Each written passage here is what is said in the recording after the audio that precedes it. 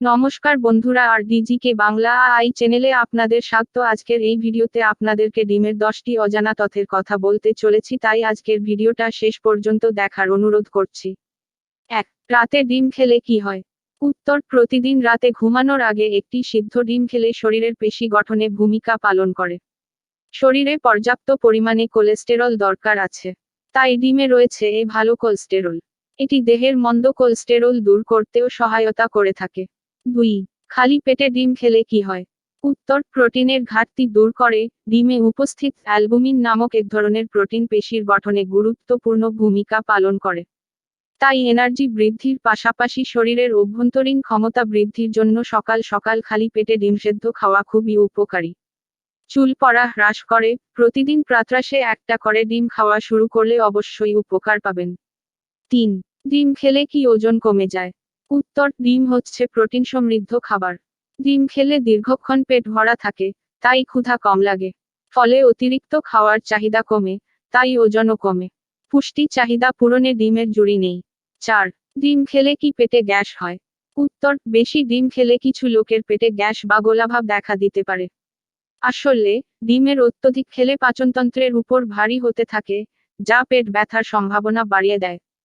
দিনে পরিমাণ মতো ডিম না খেলে গ্যাস, বমি বমি ভাব, অতিরিক্ত চর্বি, কোলেস্টেরল ছাড়াও আরও অনেক রোগের ঝুঁকি বাড়িয়ে দিতে পারে। 5. একসাথে বেশি ডিম খেলে কি হয়?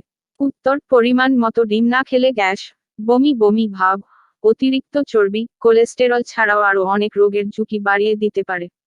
6. প্রতিদিন কয়টা ডিম খাওয়া উচিত? উত্তর: সম্প্রতি গবেষণা অনুসারে, যেকোনো সুস্থ ও প্রাপ্তবয়স্ক ব্যক্তির প্রয়োজনীয় পুষ্টির জন্য সপ্তাহে 7টি ডিম খাওয়া উচিত। 7. কলা আর ডিম কি একসঙ্গে খাওয়া উচিত? উত্তর: ডিম ও কলা একসাথে খাওয়া স্বাস্থ্যের জন্য ক্ষতিকর নয়। এই দুটি পদার্থ স্বাভাবিকভাবে পাচন করা হয় এবং সেগুলো সাধারণত খাদ্য শোষক দ্রব্যসমূহ বা অক্সিডেন্টগুলির প্রতিরোধ ক্ষমতা উন্নত করে।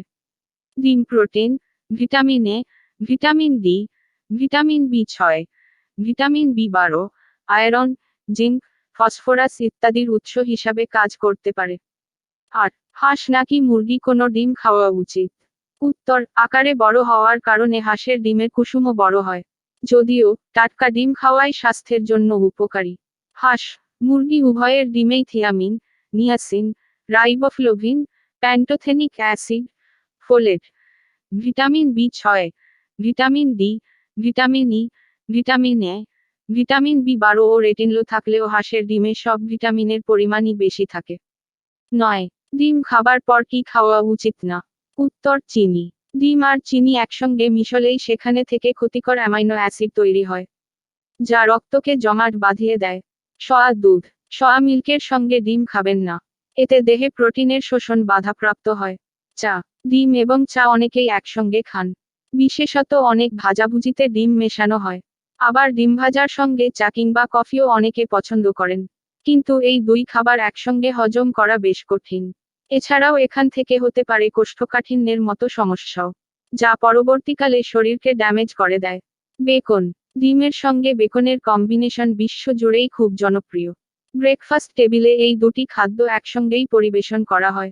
কিন্তু বেকন এবং ডিম এই দুয়ের মধ্যেই থাকে প্রচুর পরিমাণ প্রোটিন, সেই সঙ্গে ফ্যাট। একসঙ্গে খেলে সঙ্গে সঙ্গেই এনার্জি পাওয়া যায়, কিন্তু একটু পরেই তা ভ্যানিশ হয়ে যায়। ফলে শরীর ক্লান্ত অবসন্ন হয়ে পড়ে। পার্সিমন, পার্সিমন হল একরকম মিষ্টি জাপানি ফল। ডিম খাওয়ার পর এই ফল খেলে গ্যাস্ট্রিকের সমস্যা আসে। 10. ডিমের উপকারিতা ও অনপকারিতা। ডিম খেতে কে না পছন্দ করে? কিন্তু অনেকেই রয়েছেন যারা প্রতিনিয়ত ডিম খেতে ভয় পান। ডিম খেলে কোনো ভয় নেই।